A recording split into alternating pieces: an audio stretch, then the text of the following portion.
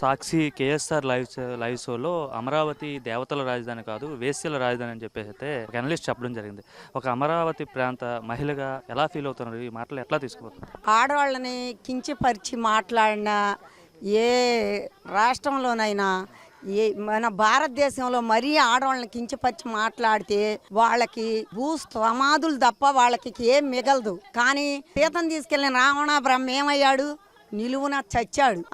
అవమానించిన ద్రౌపదిని ఏమయ్యాడు? దుర్యోధనుడు సర్వనాశనమై జలాచంద్రుడు లాగా మిగిలిపోయాడు. ఇలాంటి చరిత్రలు ఇని కూడా ఇంకా ఈ భారతదేశం గడ్డ మీద ఒక స్త్రీకి ఎంత గౌరవిస్తారో ఆ గౌరవింపు అనేది తెలియకుండా నీచమైన దూషణలు. ఇంతకు ముందు మేము ధర్నాలు చేసేటప్పుడు కూడా ఇలానే దూషించారు. కానీ వాటిని అన్నిటినీ ఎదుర్కొని మేము రోడ్డెక్కి ఇప్పుడు మా ఒక్క సమస్య కాదు ఇది. ఇప్పుడు వాళ్ళు మా అమరావతి రైతుల్ని అమరావతి మహిళల్ని అన్నారని మేము ఫీల్ అవట్లా. ఇది ఒక్కళ్ళకి ఇది తప్పు అంటే ఇది రాష్ట్రానికే ఇది పెద్ద అవమానకరమైన మాట.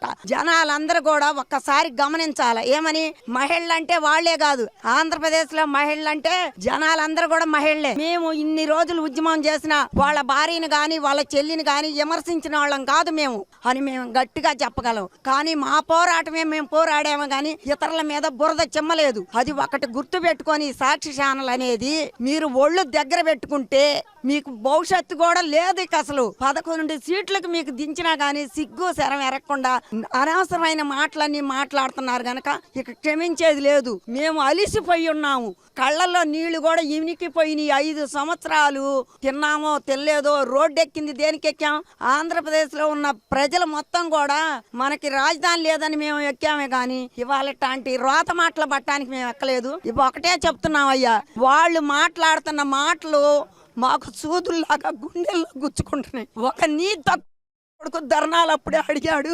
పొద్దుకొచ్చి అమరావతి రైతులు ఒరిగడ్డు ఆమెల చోటికి ఎక్కడుండి చూశాడయ్యా? ఒక కళ్ళని అంటే అది అందరికి తగిలొచ్చిందిగా.